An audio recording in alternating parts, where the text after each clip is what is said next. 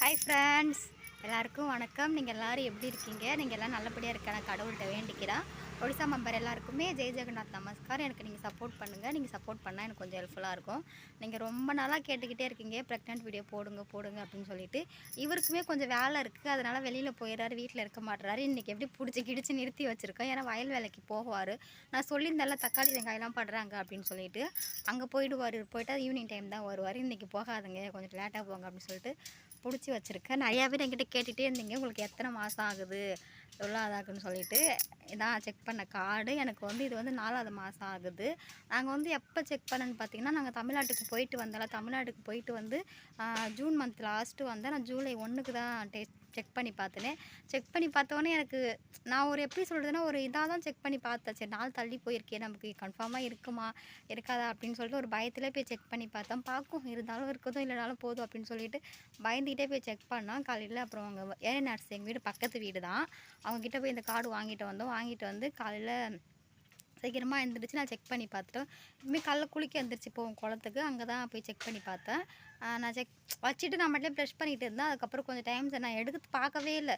கொஞ்சம் பயமாகவே இருந்துச்சு. நிறைய டைம் இந்த மாதிரி ஏமாந்து போயிருக்கேன். செக் பண்ணி இந்த வாட்டி அந்த மாதிரி ஆகிடுமோ அப்படின்னு சொல்லிட்டு நான் அப்படியே விட்டுட்டேன். அதுக்கப்புறம் கொஞ்சம் டைம் எடுத்து பார்த்தோம், 2 கோடு காமிச்சோன்னு அவ்வளோ சந்தோஷமாக இருந்துச்சு எனக்கு. அதுக்கப்புறம் இவர் தூங்கிட்டு இருந்தார். அவர் கூப்பிட்டு அவர்கிட்ட காமிச்சா, திரும்பியும் அவர் பார்த்துட்டு திரும்பி தூங்கினார். எந்திரிக்கவே இல்லை. அதுக்கப்புறம் திருப்பி கூப்பிட்டு நல்லா காமிச்சா. அதுக்கப்புறம் பார்த்து சிரிச்சுட்டு அவங்க அம்மா கிட்ட என்னோடய வீட்டுக்கார் வந்து திருப்பியும் வந்து மாமனார் போகணும், வெயில் வர அடிக்க ஆரம்பிக்குது, இப்போ பண்ணால் கொஞ்சம் மழை இல்லாத டைமில் ஈஸியாக பண்ணி முடிச்சிடலாம் அப்படின்னு சொல்லி கூப்பிட்டு போயிட்டாங்க. இன்னும் வந்து நம்ம வந்து ஏர்லாம் அந்த இடத்துல ஓட்டலை, ஃபுல்லாமே வேலி தான் அடைச்சிட்டு இருக்காங்க. அதுக்காண்டி வந்து அவங்க கூப்பிட்டு போயிட்டாங்க. சரி, அவருமே போகிறேன் அப்படின்னு சொன்னார். சரி, நான் போ அப்படின்னு சொல்லி விட்டுட்டேன். எனக்கு வந்து நான் மாசமாக இருக்குன்னு ஃபஸ்ட்டு நான் இவர்கிட்ட சொல்லிவிட்டு என்கிட்ட அம்மா தான் சொன்னாங்க. என்னோடய அம்மா வந்து முன்னாடி கால் பண்ணி சொன்னாங்க, மூஞ்சே ஒரு மாதிரியாக இருக்குது, செக் பண்ணி பாரு பாப்பா அப்படின்னு சொன்னாங்க. சரிம்மா, நான் செக் பண்ணி பார்க்குறேன், கார்டு வாங்கி நான் செக் பண்ணி பார்க்குறேன் அப்படின்னு சொன்னேன். அதுக்கப்புறம் செக் பண்ணி பார்த்தோன்னே எனக்கு அவ்வளோ சந்தோஷமாக இருந்துச்சு. ஒரு பக்கம் எனக்கு எங்கள் அப்பா தான் வந்து பிறக்க போகிறேன்னு அவ்வளோ சந்தோஷமாக இருந்துச்சு. ஏன்னா எனக்கு கல்யாணம் ஆகி கரெக்டாக 1 வருஷம் இப்போ வந்து 2 வருஷம் ஆக போகுது. இந்த எங்களோட வெட்டிங் டே வந்து அக்டோபர் 21 தான். 2 வருஷம் ஆக போது. குழந்தையே இல்லாமல் அவ்வளோ கஷ்டப்படும். என்னோடய மாமியாருமே 1, 2 டைம் அவங்க எதுவும் என்ன சொல்ல மாட்டாங்க குழந்தை இல்லை அப்படின்னு சொல்லிட்டு. இருந்தாலும் மற்றவங்க குழந்தைய வச்சு அவங்க கொஞ்சக்குள்ளே எனக்கு ஒரு கஷ்டமாக இருக்குமே. நான் எங்கள் அப்பா இறந்ததுக்கு வீட்டுக்கு போயிருந்தப்போ என்கிட்ட நிறையா பேர் கேட்டாங்க, இன்னும் உனக்கு குழந்தை இல்லையா, இன்னும் உனக்கு குழந்தை இல்லையா, முன்னாடி பின்னாடி போனவங்களாம் குழந்தை இருக்கும், உனக்கு இல்லையா அப்படின்னு சொன்னப்போ எனக்கு அவ்வளோ கஷ்டமாக இருந்துச்சு.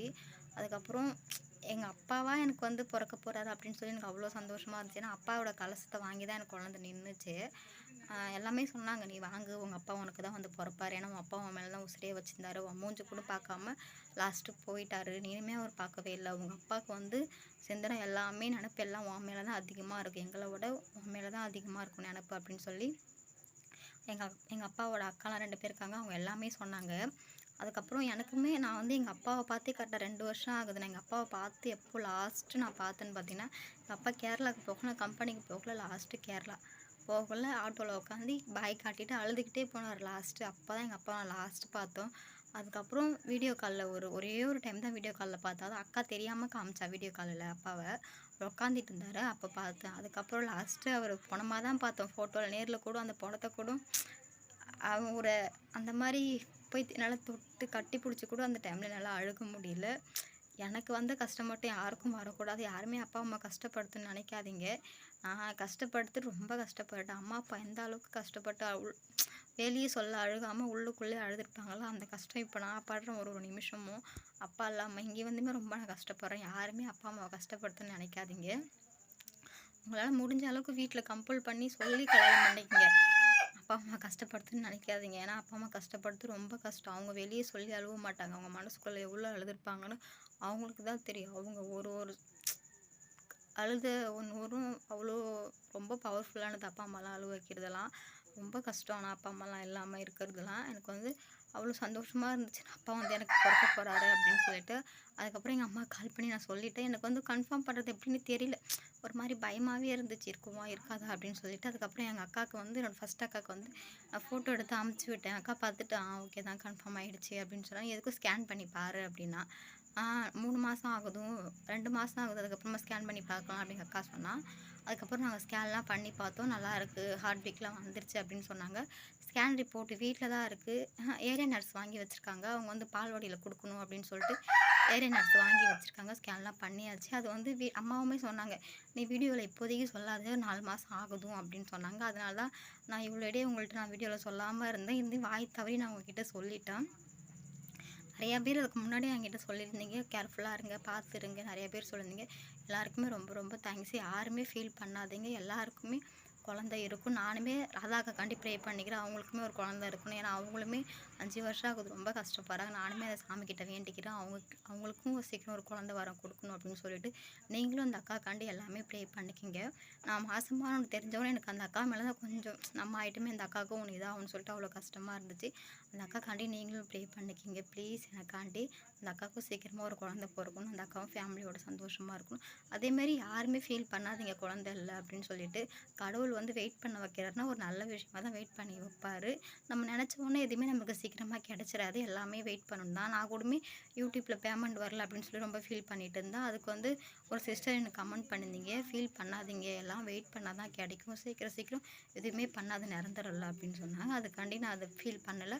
யூடியூப்லேருந்து பேமெண்ட் வர்றப்போ வருது, நம்ம கான்ஃபிடன்ஸ் இருக்குது, நான் கஷ்டப்பட்டது வீண் போகாது அப்படின்னு சொல்லிட்டு, என்னோடய உழைப்பு வீண் போகாது, நான் ஒரு எஃபர்ட் போட்டு ஒன்று ஒன்று எடுத்து பண்ணுறேன், அது வீண் போகாது, எனக்கும் கான்ஃபிடன்ஸ் இருக்குது. அதேமாரி நீ கான்ஃபிடன்ஸ் இருக்குது. எல்லாருக்குமே ரொம்ப ரொம்ப தேங்க்ஸ். முன்னாடியே எனக்கு நிறைய பேர் கமெண்ட் பண்ணிங்க, கேர்ஃபுல்லாக இருங்க, உடம்ப பார்த்துக்குங்க, நல்லா சாப்பிடுங்க அப்படின்னு சொல்லியிருந்தீங்க. எல்லாருக்குமே ரொம்ப ரொம்ப தேங்க்ஸு. இப்போ வந்து நான் வீட்டுக்குள்ளே தான் உட்காந்து பேசுகிறேன். வெளில ரொம்ப வெயில் அடிக்க ஆரம்பிச்சிருச்சு. பின்னாடி உட்காந்தாலும் மழை பெஞ்ச ஒரு மாதிரி ஈரமாக இருக்கும். உட்காந்து பேச முடியாது. நாங்கள் 2 பேர் நின்று பேசுனது அங்கே கை வண்டின்னு சொல்லுவோம்ல, அதில் வச்சு தான் அங்கே நின்று பேசிக்கிட்டு இருந்தோம். உட்காந்து கூட பேசலை. அதுக்கப்புறம் அங்கே வேலைக்கு போகணும் அப்படி சொல்லி போயிட்டாரு. இது வந்து கொசு வேலை, நைட்டில் தூங்கவே முடியாது. கட்டிலில் தான் நான் உட்காந்துருக்கேன். நைட்டில் கொசு வேலை மட்டும் இல்லைனா தூங்கவே முடியாது. அவ்வளோ இதாக இருக்குமே. அதனால் சரி இங்கேயே உட்காந்து நான் பேசிட்டேன். ஓகே ஃப்ரெண்ட்ஸ், இன்றைக்கி வீடியோ அவ்வளோதான். இந்த வீடியோ உங்களுக்கு பிடிச்சிருந்தா ப்ளீஸ் லைக் அந்த ஷேர் அந்த சப்ஸ்கிரைப் பண்ணுங்க கைஸ். நீங்கள் சப்போர்ட் பண்ணுங்கள். நீங்கள் சப்போர்ட் பண்ணால் எனக்கு கொஞ்சம் ஹெல்ப்ஃபுல்லாக இருக்கும். பை ஃப்ரெண்ட்ஸ், நாளைக்கு நெக்ஸ்ட் வீடியோ பார்க்கலாம்.